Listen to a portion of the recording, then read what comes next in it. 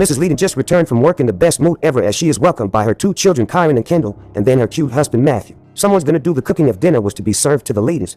Still in the kitchen, someone walked past the hallway, right about same time. Another person walked right into Kendall's room. She noticed the movement, but must have thought it was her dad or her mom. But she was wrong. The family was under attack. Was it a robbery operation? No. Was it an assassination attempt? Yeah, looked more like it. Each member was taken down that night. What cruel and painful way to kill an innocent child. A year had passed and Mrs. Leadon was at an interview. It happened that Mrs. Leadon had survived the attack, suffering some injuries including one on her limbs. She had to walk with some support. Using her gift to make some extra cash, the young girl Sky had the ability to hear from the deceased. At first we thought it was a scope to extort money from gullible individuals, but turned out it was real. There was a catch though.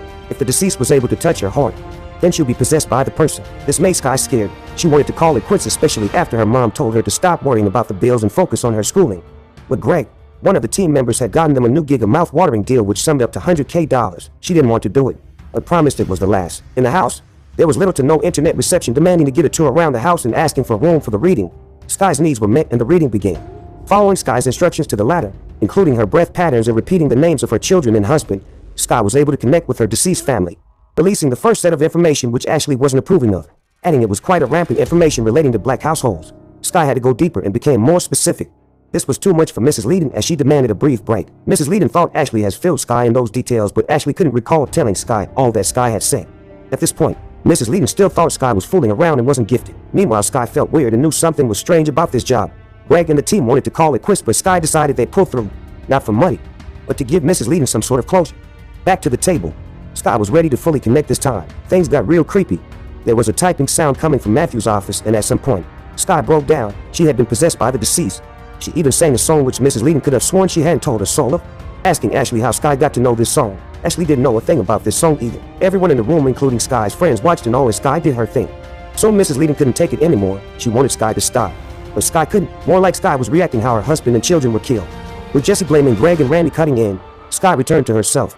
Things should have gotten better, but the exact opposite had happened. Mrs. Leadon had just locked down the whole building using the security codes.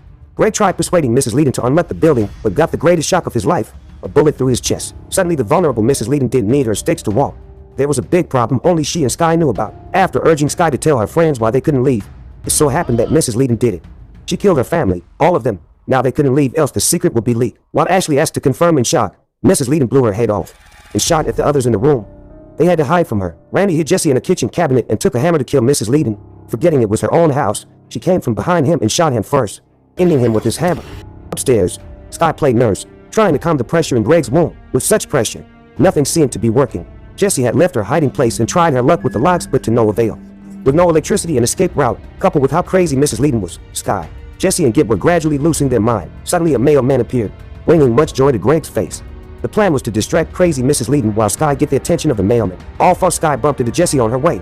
The two didn't do a good job getting his attention, partly because the house was kinda soundproof, and the mail guy had some earphones on. If they attracted any attention, it was Mrs. Leadon's who chased them down the hallway till Greg ran into her, spilling her gun and bullets to the ground.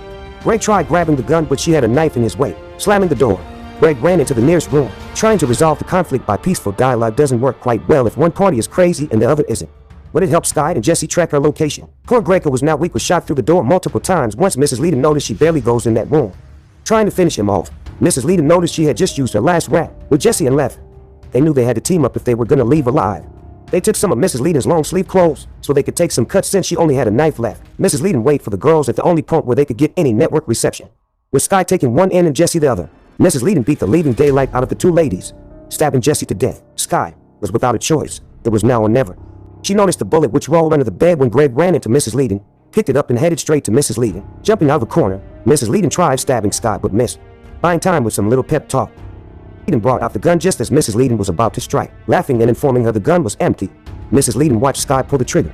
Nothing happened. The gun just clicked. Mrs. Leadon had barely finished laughing when Sky put a bullet right through her face. That was the end of crazy Mrs. Leadon.